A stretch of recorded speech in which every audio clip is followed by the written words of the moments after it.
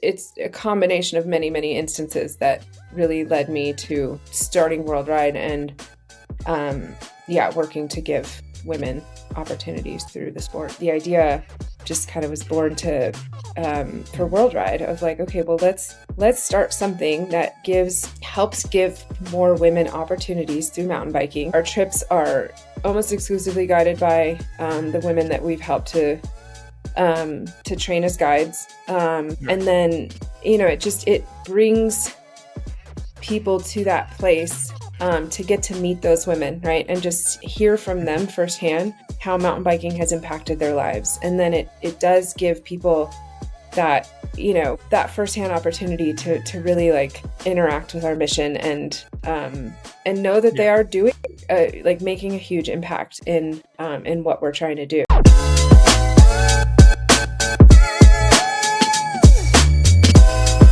Welcome to Ride to Success, the podcast that takes you on a learning journey to a productive, creative, and active life through the power of the bike.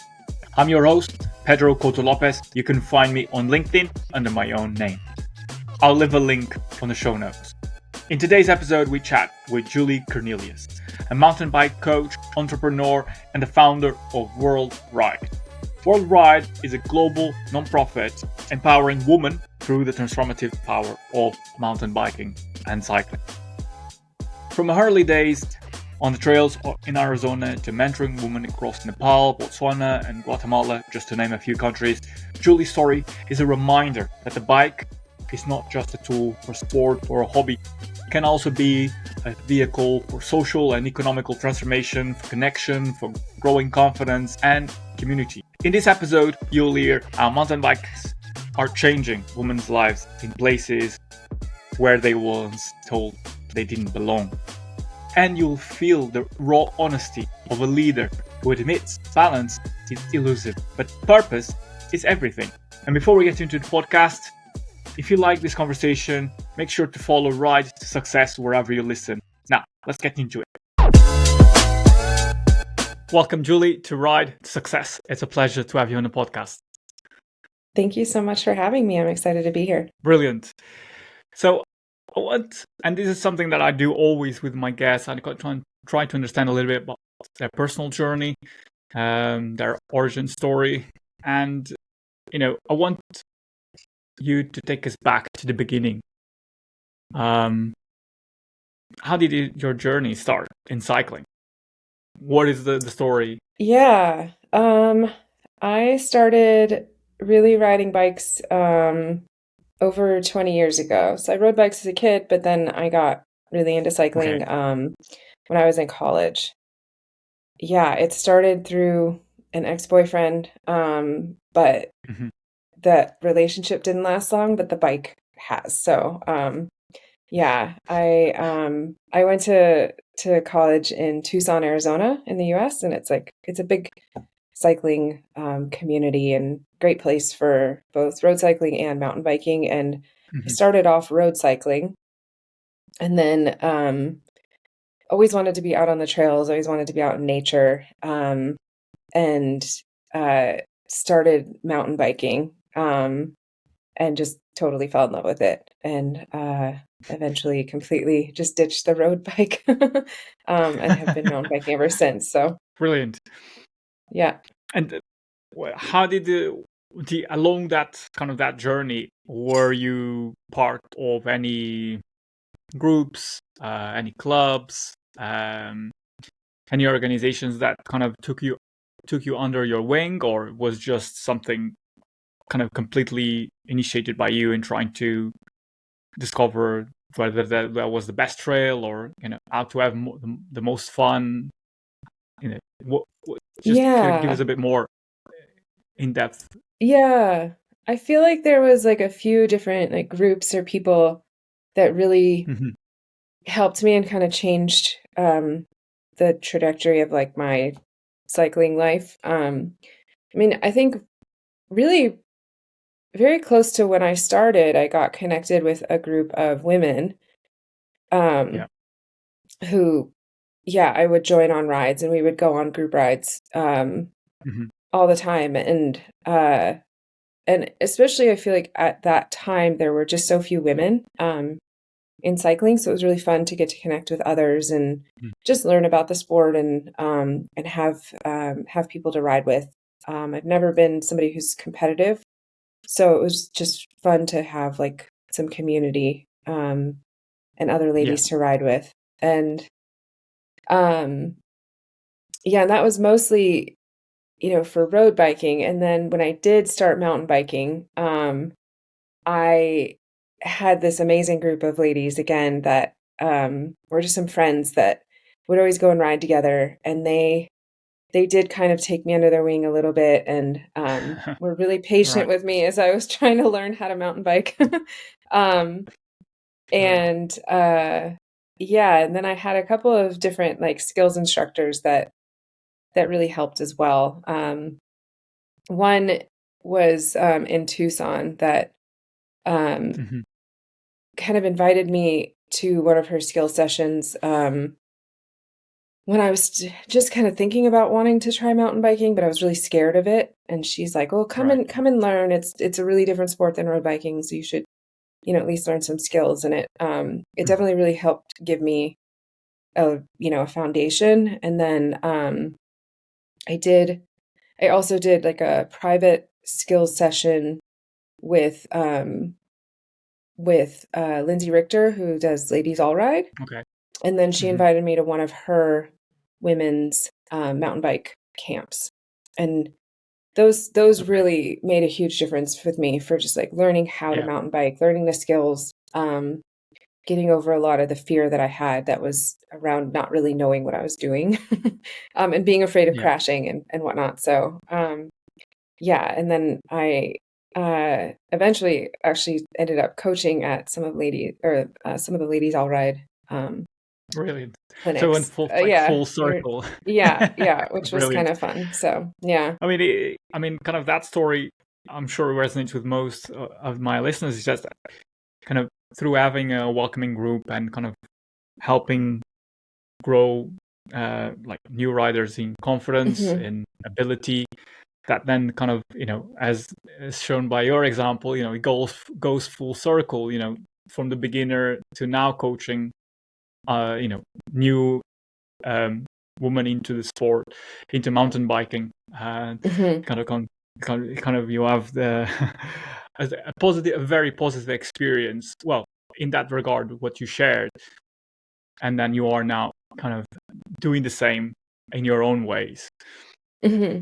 and and you, your experience, as I've done a bit of more research into kind of as your academic and kind of your work experience, you have all you have a lot of experience both as a nutritionist, a mountain biking coach, guide, entrepreneur, and now the kind of the founder and executive director of Worldwide.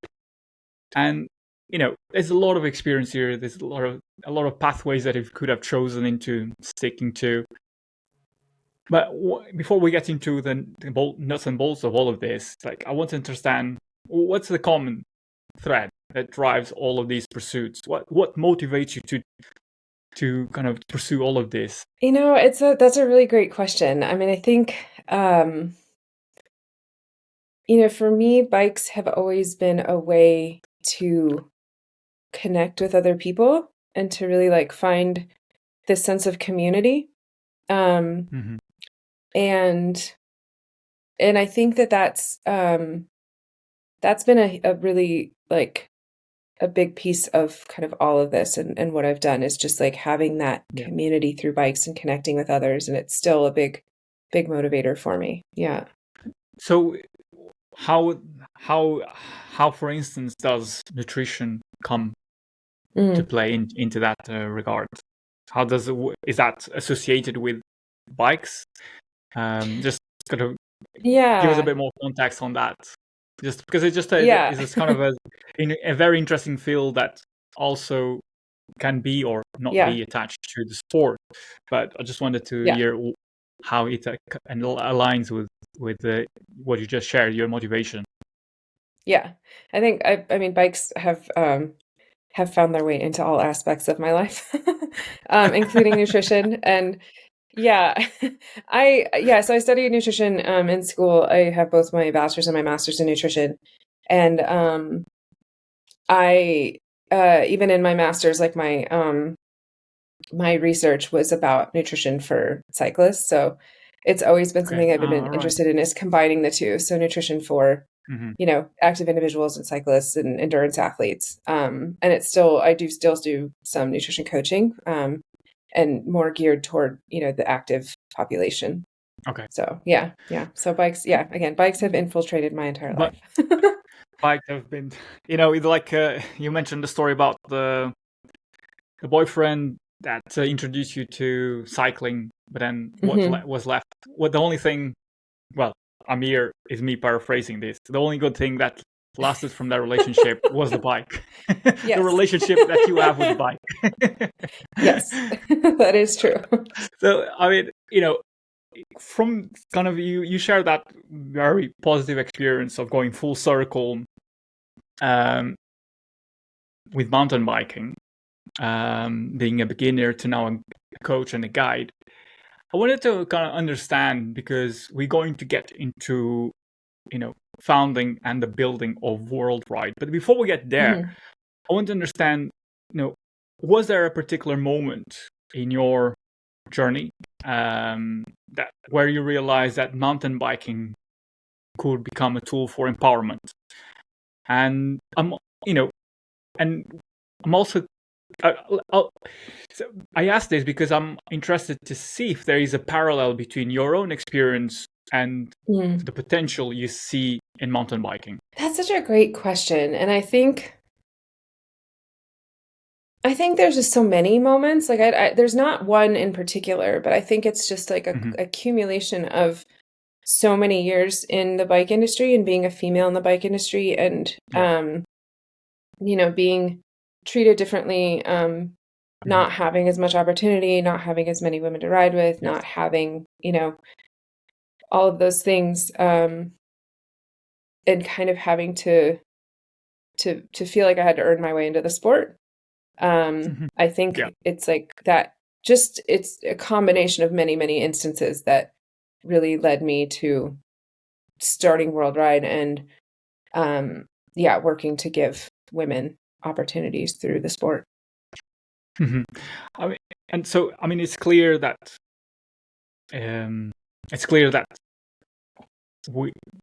we as a society need to provide more opportunities for women in general. Mountain biking is a way of giving that opportunity to get, whether it is gender parity, better opportunities, better social economic opportunities. And I'm kind of trying to understand as well from your perspective, was ever an experience where you felt excluded from mountain biking that kind of stuck with you till today? Yeah, I think there's just like, there's not one in particular. There's nothing that like jumps out in my head, or that that ever happened that was like, oh, that, this is what needs to happen. I think it just was all of these little moments of not feeling included, and not feeling like I fit in as a woman, like within the sport of cycling in general. There's just a lot of different things. Being one of the only women on big group rides, when I was road biking, having to try to find women to ride with when I started mountain biking, working in bike shops, and, being told I needed to dress more like a man. And, just, it's like so many different little things going into bike shops after I had been cycling and just getting ignored. Just because I was female. So it's just, I think it's just so many little instances, and not one in particular. Yeah. I mean, I'm very unfortunate that those experiences, just kind of the because those experiences then, obviously push people away, push women away from the sport rather than including them and making them feel welcomed. But yeah, we are. Yet there are examples of whether it is in bike shops, whether it is in group rides, where groups, clubs, organizations are actively making steps to make a woman feeling welcomed, whether it is like all female groups or just more kind of better organization or better communication, better representation. And kind of that, having that experience, you clearly saw that I have a role to play here. I can also, I have managed to go out of my way to find this group of women who to ride with, go on these coaching retreats to help myself kind of grow in confidence and meet amazing women along the way. And that experience clearly made a huge impact in you, because now we are sitting here talking about, founding and building World Ride. And, World Ride, from what I know, started as an idea when kind of, and I wanted for you to share that kind of the origin story of of World Ride and how it evolved. Yeah. Yeah. I mean, I do just want to kind of emphasize that I do think that like women's mountain biking and women's cycling has come a long way since, I started 20 years ago, but I do still think we have a lot to work on and just to make it more inclusive. But yeah, World Ride, it started out of a project that I had been working on kind of after the big earthquakes in Nepal in 2015. So I'd been planning to travel to Nepal just on my own and just mountain bike there. And then the earthquakes happened, and I just wanted to do something that would help. And just started talking to people, and it turned into a film project about three Nepali women and their experience being females mountain biking in Nepal.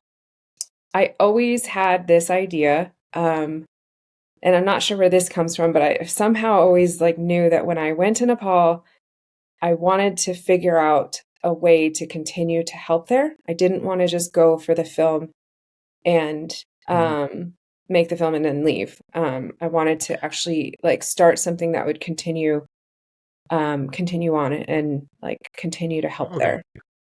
Hold on, let me just pause here slightly. You mentioned a film. What can you connect the dots there? Because what is the connection? You mentioned a film. There's no, I can't place it. Where does this film come into the story? Yeah, well, I started working on this project to help, and a friend of mine had written this whole article about the lack of women's adventure films, and I'm like, well, how cool would it be if we went to Nepal, made a film project that told this story, and also did something impactful in Nepal to help after the earthquake. Okay. So that's kind of where that comes in. Right.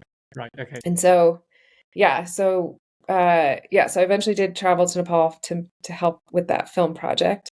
And it's a film called Moksha, and it's it's all about three ladies, and two of whom have really gone really far in the sport at this point. But they had just kind of started, one of them had just started really mountain biking. The other one had been mountain biking for a little bit, but was still kind of figuring out her spot in the sport. And while I was there, we did a skills clinic, and then, just started talking to the ladies and everybody there. And it, the idea just kind of was born for World Ride of okay, well, let's start something that helps give more women opportunities through mountain biking.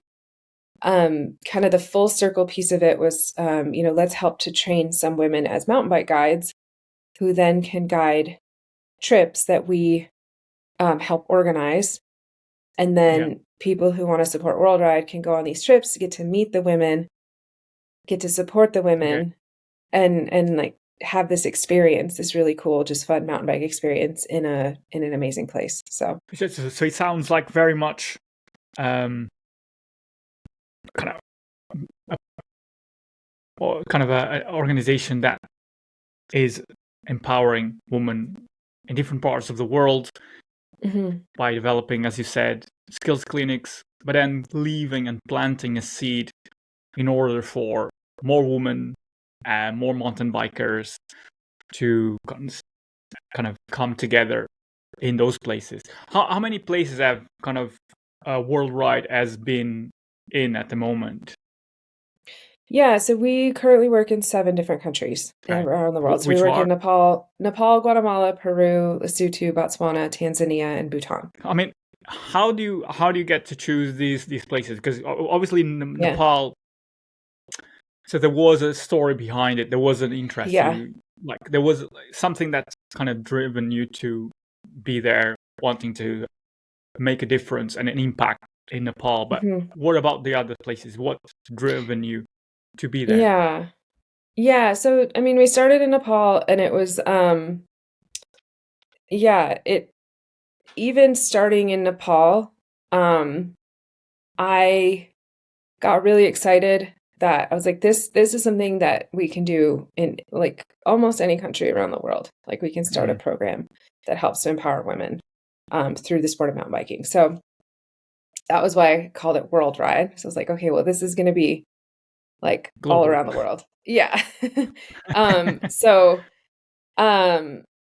for the first couple of years, just kind of focused on Nepal to try to, try to really get things going with running trips there, helping to train guides there. Yeah. We also started a bike library that women could borrow bikes to take out that cost of like the barrier of entry of an expensive mountain bike. So, very important, they could just try it and go on these fun group rides and connect with other women. So, we say that we empower women through mountain biking in like a couple different ways. One is through economic development, which is like the guiding piece. And then the other one is through social connection and, just creating these opportunities for fun rides. And so, each place has kind of developed out of a little bit different way. So, the next country that we expanded to was Guatemala, and that was a place that I traveled to just for fun. My friends know that if they invite me on a mountain bike trip, I'll most likely say yes. So I had a friend that was going to Guatemala, invited me to go along, and it was like 2 weeks before the trip, and I was like, okay, sure.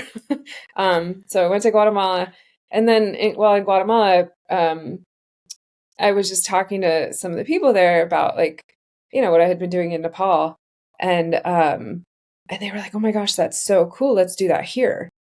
And so that was how our Guatemala program started. It was just kind of like through my own personal travels, and a few of the other places have been similar, that it's places that I traveled, just started talking about Worldwide, and people were really excited about it and wanted to make it happen in their place. Some other places I've like gotten connected through other organizations that had been doing work in that area. I've started getting, now that we've kind of gotten a little bit bigger, we're still really small, but we've gotten, a little bit more known, that we now get connected with different people, or people have reached out to us and like, see what you're doing, networks. Do that here. Yeah. I mean, as you have been establishing these, would you call it chapters, or how would you call it, programs? Is there even a difference? Programs. Yeah, we call them programs. Yeah.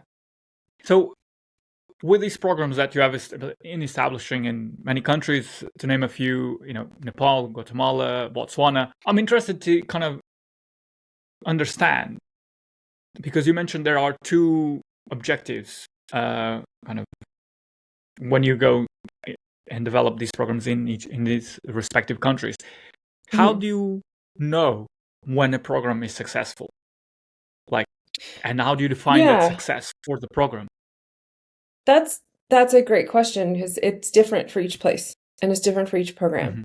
So we have kind of a model for how we typically work, but we also, anytime we go into a new country, we talk to the ladies there and we talk to everybody there Okay. and kind of explain to them like, this is how we've worked in these places. Will that work here? Um, if not, how can we kind of shape the program to fit that place? So all of our programs are a little bit different in how they run and how they operate. There's no like one size fits all because each place is different, each culture is different. Just the access to the trails is different. So Yeah. we kind of adapt what we're doing to fit that place. And so the measure of Mm-hmm. success is also different. Um, Mm-hmm. so some places are a little bit more focused on guiding. Like so in like Peru, we the ladies are kind of a little bit more spread out. So it's we haven't figured out a way to actually like have like a bike library that's central enough that women can actually get the bikes easily. So we focus Right. more on, developing guides there. Mm-hmm. And so and we have one guide right now and we're working on trying to hopefully start to train another guide there. But that program's been really successful because that guide has she works she and runs our trips, but she's also become a guide, outside of our trips as well. And is doing really Okay. well and has developed into a really amazing guide. In certain places we have the bike library as well as guides. So like Guatemala is one of our bigger programs. And we have I think five or six bikes there Mm-hmm. for as a bike library. And we have like large groups of ladies that meet really regularly to go on these social rides. And then we also have two guides that we've trained. And so like Mm-hmm. that's success to us, right? Is we've got both Okay. pieces there. So it just depends on the place and kind of how we've developed that program. Mm-hmm. And you also mentioned that I mean, well, first of all, like I just want to come to reflect slightly on what you said. It's like it's kind of in a having a global ambition, like as the word and the name of the organization is worldwide, but then acting regionally is, I think, alone by itself is a recipe for success because it allows you to think about how can we expand it, but then you are also talking with the people that are living these countries, have the know-how of the places that they ride in, and you're Hmm. thinking about how can specifically organize something that will fit into this country, this community, and kind of unlock connections, community, uh, access to bikes, to mention some of the objectives that you have with World Ride. And it sounds very much like, from where I stand, is like there is the going on these tours, if you will. Anyone can go to Peru, to Botswana, Nepal, as a tour, a standalone tour. And Hmm. there is a part of me that thinks there is an activism kind of part to this. Would what if I want to go, I'm also having kind of an active role in working together with the World Ride to creating opportunities, Hmm. to welcoming new women into mountain biking. So there is kind of not just the enjoyment of going and riding your bike in a new setting in a new country, but also an activist part of kind of unlocking new opportunities and working with the community there to bring more and bring more women into mountain biking and breaking down access barriers to it. So is that the core of what it is? Yeah. Yes. Yeah. So our trips, they are just fun mountain bike tours that anybody can go on. Literally anybody from anywhere in the world. They're open to men and women. Anybody non-binary, anybody who wants to go. And they are really at the core of what we do because they help to really drive that, like, all of our mission of empowering those women, because our trips are almost exclusively guided by the women that we've helped to train as guides. And then, it brings people to that place to get to meet those women, right? And just hear from them firsthand how mountain biking has impacted their lives. And then it does give people that, that firsthand opportunity to really, like, interact with our mission and know that they are doing like making a huge impact in what we're trying to do. Yeah. Mm-hmm. And what kind of who, I'm also interested in understanding is what kind of is there challenges? Are there challenges that come with the territory of organizing these tours, kind of creating a bike library, teaching and coaching guides in kind of in parts of the world? Well, you're based in USA at the moment, and that's how does that work? Because I'd imagine that there are quite a few challenges to run an organization like this. Yeah, I mean, there's there's so many challenges.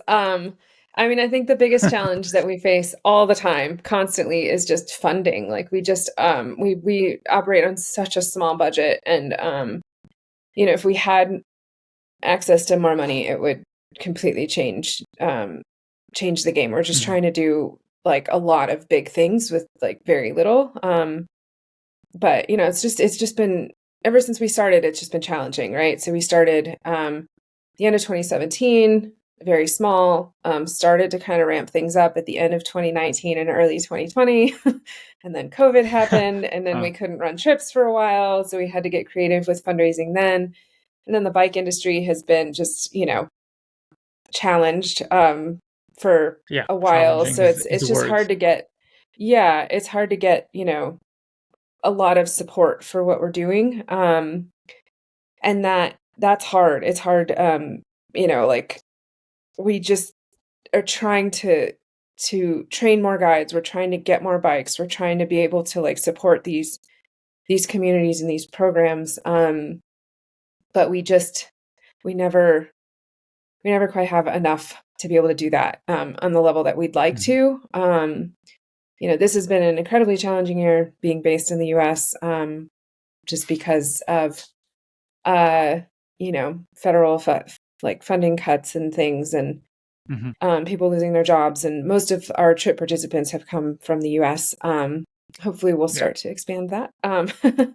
And, but, our trips are down about 50% this year. Our overall fundraising is down like 40%. So it's like, that's the biggest challenge that we face. But those are big numbers. Yeah. So, but on top of that, it's like the women themselves face just the challenge of trying to, just trying to face the culture toward women in the place that they live. All the places that we work kind of have the belief that women should not be doing outdoor activities. They shouldn't be mountain biking. They shouldn't be putting themselves at risk. So, a huge part of my job is, like, mentoring those women, having conversations with them, helping them navigate those challenges, of, being told they shouldn't do this thing that they have fallen in love with and really want to pursue. And so, yeah, so that's like a big challenge. Yeah. I mean, that I would imagine that when I ask this question, I would imagine that's one of the biggest challenges. But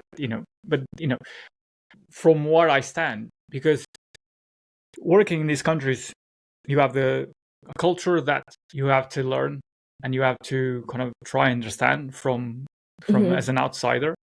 You have the cultural bias, the stereotypes, and as you kind of given the examples of, and kind of so mountain biking feels perhaps quite alien, and the kind of and I'm what and that itself can be kind of a deal breaker, if you have to kind of stand up as a woman that wants to mountain bike. You have to stand up and push against the grain, so to speak, and make yourself perhaps vulnerable, or even as a target, because people don't understand you, because they fear what you stand up for, because it's not the normal thing to do, the normal between air quotes, and that's quite, I would imagine, quite a big challenge. And is what you mentioned about the mentoring these women to become guides, to start mountain biking. And obviously, there's a big part of the logistics, the budgeting, the funding. That's obviously is crucial and necessary to run the operation. Without that, it's very, very challenging. But from on the ground, from your perspective on the ground, how do you bridge those gaps, the perception gaps, between the cultural with cultural bias, or the culture itself, and these women that want to do something different from what other people perceive as strange, perhaps. Yeah. Again, like it is like each culture is a little bit different, right? So each place is a little bit different. Our program leaders and guides they all tend to be really strong women. And that, they, like, with that guidance, they are a little bit more willing to kind of push through those, like those cultural things around gender, and not listen to them as much. And that, but I have had to talk a lot of ladies through kind of how to deal with things, and just, how to push through those things. But then, once you have like a few women that, are doing that, like they then become role models for other ladies. And it's amazing how it tends to just grow really quickly once you have just a few. Right, yeah. And yeah, so that, there's, it kind of just like opens the door for other ladies to follow in their footsteps. That they see, they're like, oh, well, if she's doing it, and I can too. And that's really, really powerful. Yeah. So yeah. Yeah. Has there been ever, like, through the impact, as you mentioned at the beginning of the conversation, this is about impact and opening doors and possibilities to women around the globe through mountain biking. From your experience, have you seen, or have you been told about of those guys, the women that have been welcomed into the programs? What's the word? The best way to describe this is kind of the outlook on life. For instance, their financial possibilities. Were they improved through having access to a mountain bike, for instance? Yeah, for sure. Yeah, we did a survey a few years ago, and we're getting ready to do another one of kind of our programs. And trying to pull as many ladies as we can that are within our programs of like, how has this changed your life? And we do have some statistics that, there's like pretty dramatic improvements in confidence, and a sense of community, those things that are just really important for women, just being part of these programs. Yeah, it's really cool. And then, we do have some ladies that have just completely changed like their whole career trajectory and financial status and whatnot through the sport. I mean, I kind of mentioned in Nepal, like two of the ladies that are in that original film. One of them has made a very successful career out of guiding, and she also races, and she races internationally and does really well. But she's now like one of the most sought after guides in Nepal. And Brilliant. and she's amazing, and she's an amazing guide, amazing rider, and she can really guide any group, right? It can be a group of ladies, a group of men, a mixed group, and she's like just an outstanding guide. And then one of our other ladies in Nepal, she has done some guiding as well, but she's really kind of fallen in love with skills coaching. And a few years ago, we put together some skills certification courses with the Professional Mountain Bike Instructor Association. Like I went over to Nepal with the former executive director of PMBIA, Professional Mountain Bike Instructor Association, and we did some different skills courses. And yeah, Nishma, she started her own coaching business and has now been asked to coach all over Nepal, and is working on continuing to grow and develop that business. So it's like those are two like huge success stories of lives that have been changed, and it's really cool to see. It kind of symbolizes the impact of worldwide right there. And kind of through your work with them, they were able or supported to fulfill even bigger potential that perhaps they didn't know it was there. So it kind of comes back to the impacts and that World Are Right has. And I think that's kind of, I wanted to bring it down to a personal level here, because these stories that you just shared are very personal and kind of the lives that you are touching and connecting with and making long-lasting friendships along the way. And yet there is also kind of a professional level to that, kind of where both personal and professional kind of interact or kind of merge. And for the people listening and kind of wanting to learn more about kind of that experience that you have, I think what I'm interested to find out is, what do you think are the lessons that you have learned from working with these women in these different countries that kind of has helped you and the woman that you've worked with to kind of transform your outlook on life? Yeah, that's so interesting. I think there's just so many lessons there, right? Because I think each woman has taught me something different. But I think that I think it just really comes down to like there's so much power in just connection and helping each other and working to like build each other up and to like support each other. I feel like sometimes women are almost taught to be like competitive toward each other. But I think that the more that we can work together, the stronger we can continue to, make these communities and create more opportunity for women.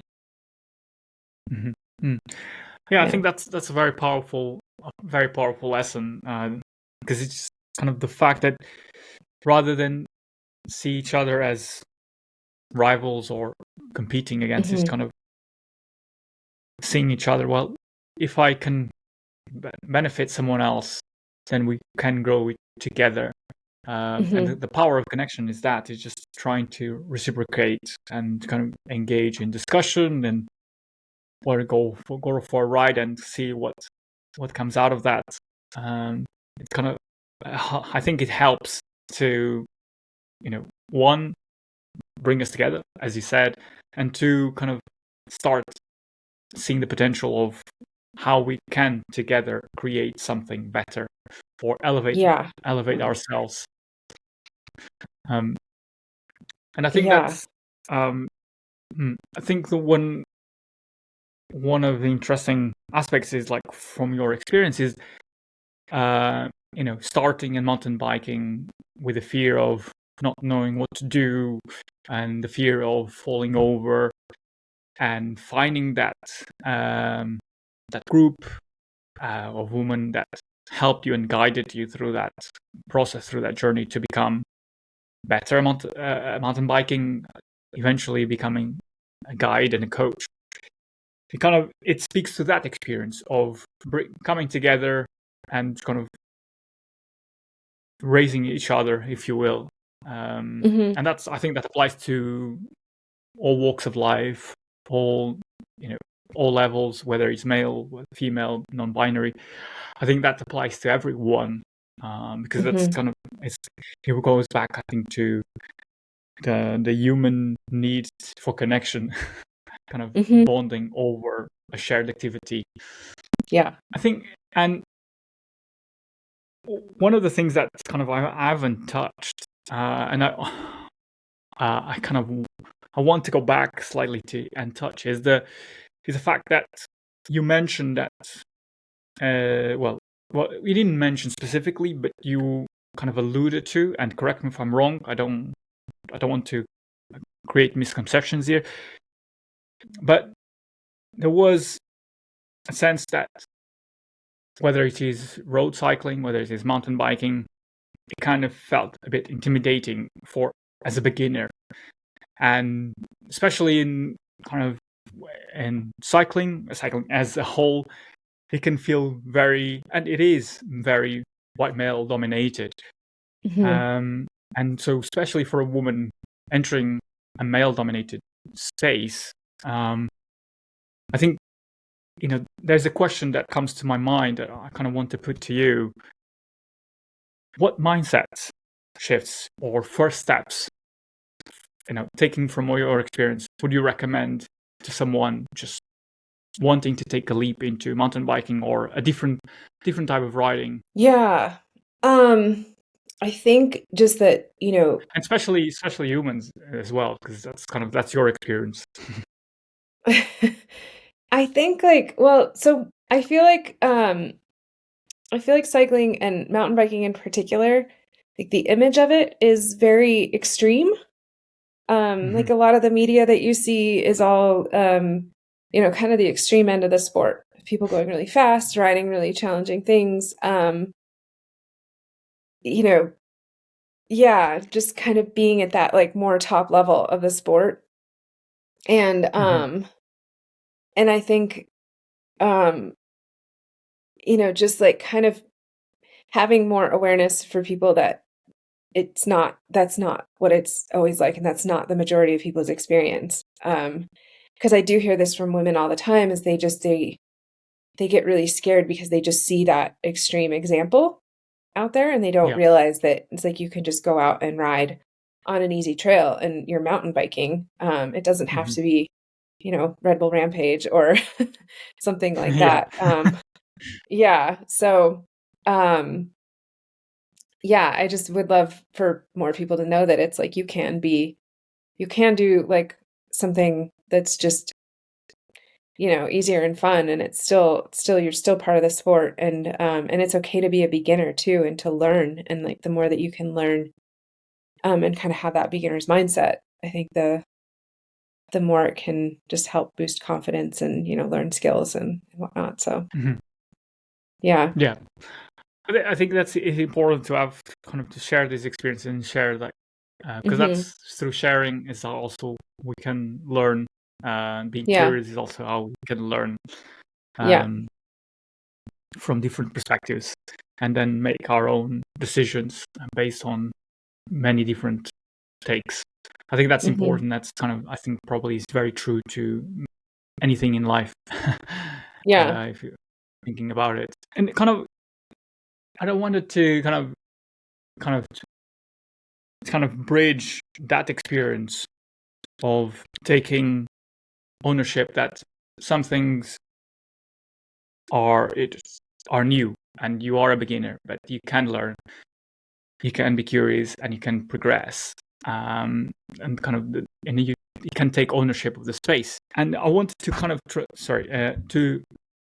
to kind of draw a parallel between leadership in your role as executive director and founder of Worldwide, because you mentioned a lot of the challenges, the operational challenge, the budgeting, the funding, also the challenges on the operational level, and kind of liaising and mentoring the coaches on the ground.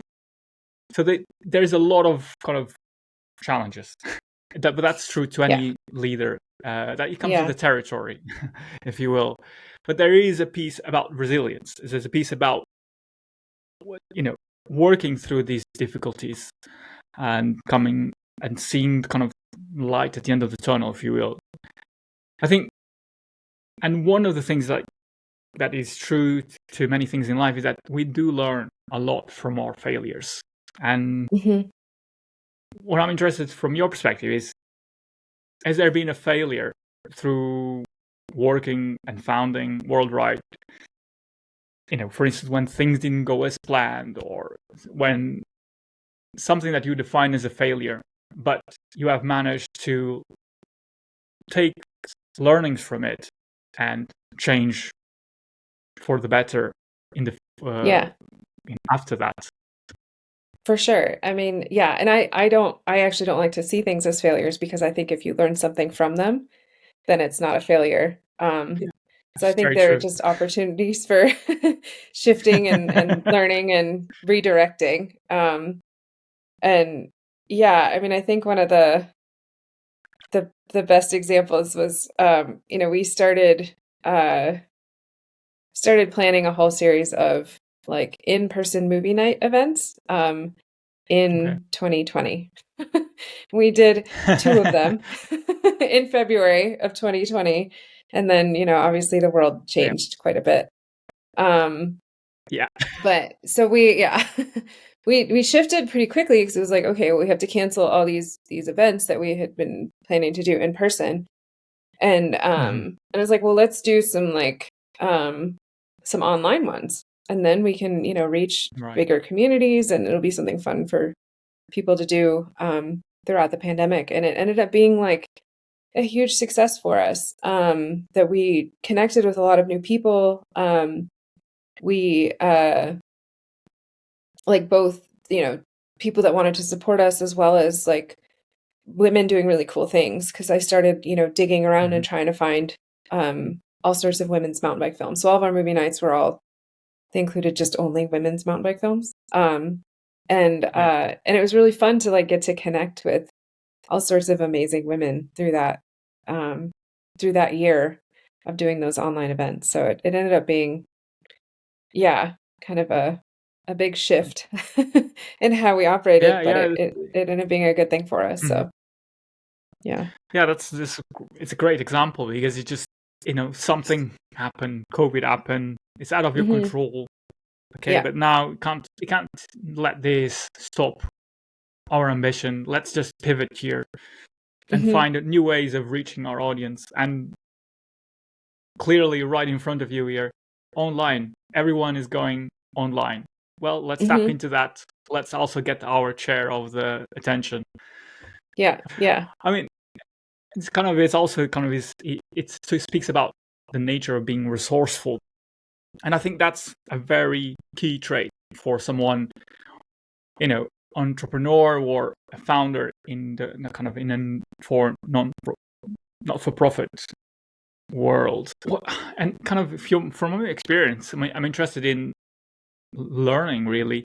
What advice do you have for people that want to do something meaningful in their own fields, whether it is in the cycling industry or somewhere else, want to have an impact in the communities that they work with? How do you go about that?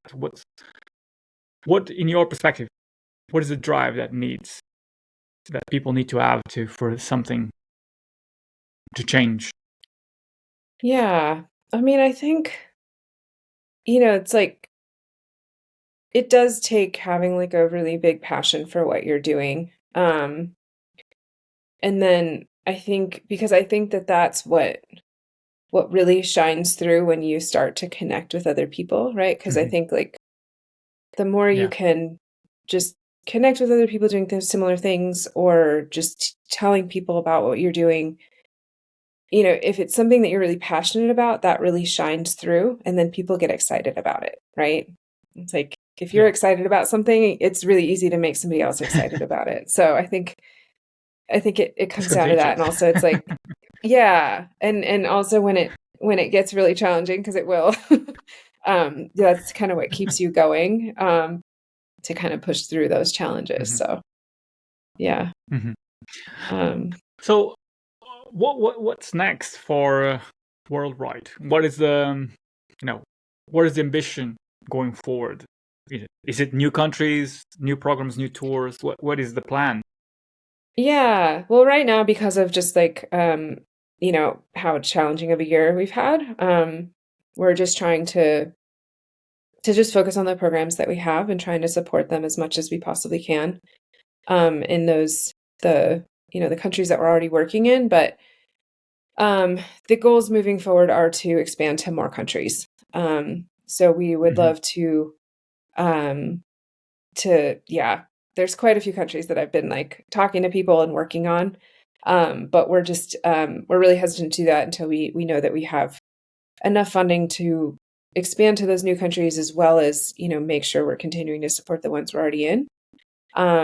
So, at this point, we're just trying to kind of grow our trips and get the word out more about our trips, all around the world, to try to get more people to come on our trips, because that's really what's going to support us expanding and continuing to, grow those programs as well. So, yeah. I mean, how would you, for someone that is listening, is getting curious and like is seeing through the passion that you have and like the impact that you have in these communities, and is curious about, well, I have to know and learn a bit more about what Worldwide is and what they do. And now that you have different tours in Nepal, Guatemala, Peru, Botswana, I think Lesotho as well. Like how what is how would someone be like, kind of have that little spark or tingle in their eye, like, about, wow, okay, this is amazing, how can I get involved? What did you tell them, like, to get people over the line? Because it's you don't have the chance to have 1 hour conversation with every single one of your customers, I imagine, before this commit. So what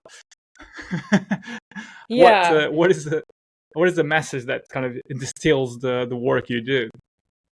Yeah. I mean, I think, like, coming on one of our trips is the best way to make an impact with what we're doing. And I actually am very happy to have conversations with people to talk through some of, how, like, which trip is the best one to go on for, what you're looking to get out of the experience. Because all of our trips are a little bit different. So we have ones that are more technically challenging. We have ones that are more physically challenging. We kind of have something for everybody. I mean, other than that, like, like just making a small donation or a large donation, can really have an impact on what we're doing. We have a couple of films that kind of talk more about what we're doing and can really, I think, explain more. So, going onto our website and watching those, I think, can just to get you help inspired. people connect with the ladies a little bit more, because I think like, and that's why we've made those films, because I think that there's no better way to like really tell a story and get to connect with those like individual ladies, unless you go and get to hang out with them on a trip. But Yeah, yeah. um I mean, yeah. storytelling is very powerful, and if you Hmm. are able to capture that in video and show the impact that you have, the amazing landscapes that you get Hmm. to ride in, the culture, the food, the Yeah. landscape, that kind of, it's all like you get engrossed into it, and you know, and it kind of, so kind of bridging on that, you mentioned about having that passion, that kind of, and then you transfer it into a purpose, and how you bridge the two to have an impact. So it Hmm. becomes almost like a a mathematical equation: passion plus purpose Yeah. equals impact. um, but personally for you, and this is something that kind of is very personal. How do you stay balanced and grounded? You travel for these tours, you have a huge responsibility on your shoulders. You love adventure, love riding. How do you balance all of this? I don't think I do a very good job of it. It's something that I'm still always working on. And I don't truly believe in like balance. Like I don't think I'm ever going to get to this point where Yeah, I'm like, right. okay, everything's perfect. This is exactly how it should be. I think it's just kind of constantly striving for that. Like the past Hmm. few years have been quite a bit of travel, like a lot of Yeah. travel. So this year I'm trying to stay home a bit more, and do more work. Just remotely. I travel when we establish a new program or are working on a project or something. And so, now that we're trying to just focus on the programs that we have, we're not expanding to new countries. It does mean that I can travel a little bit less and try to, connect with my home community a bit more. Because Hmm. that was a little bit out of balance for me. So, um, Yeah. yeah, I think it's always just trying to find that and kind of see um where I'm maybe out of balance and trying to, find more balance in other Hmm. places. So, yeah.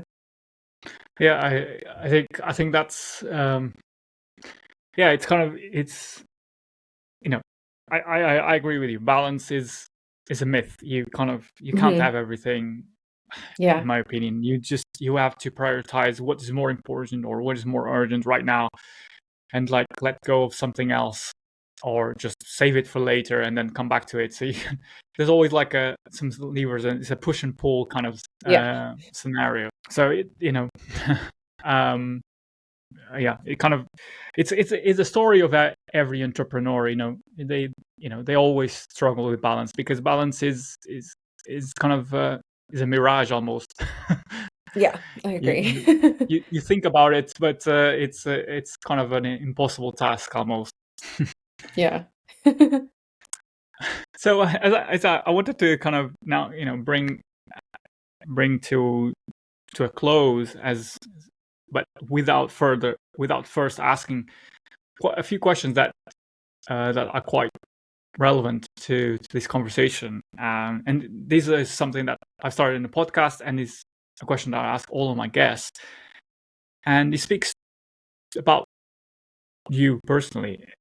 What does success look like to you personally? Yeah. I mean, I think for me, a big piece of success is like trying to I'm trying to figure out how to say this. I don't know. It's success for me, especially with like worldwide, is like the success of the ladies that we work with, and and just seeing change in the places that we work in. But it's yeah, it's funny because like on a personal level, it's um like a really big important value for me is connection. So like Hmm. I think just I find success personally in developing strong connections, and so I think like Worldride has been successful because we've really helped connect with a lot of ladies. We've helped connect ladies within each country. We've helped starting to connect different programs. So, yeah, I think that like developing those connections is a big piece of success. So, yeah. Yeah, it's brilliant.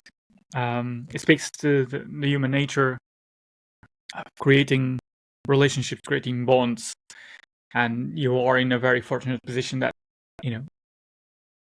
is operating at a global level. You get to meet wonderful Mm-hmm. women across the globe with a vast array of experiences that enriches you and nurtures you, and and it kind of is shared across all of the people involved in the tours and the programs, Mm-hmm.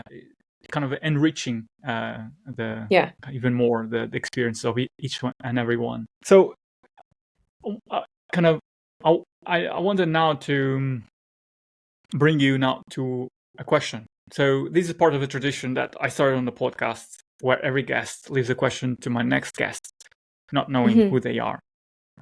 So the question that was left for you is the following. So let me read it out for you. Okay. What would you tell your teenage version of yourself around cycling?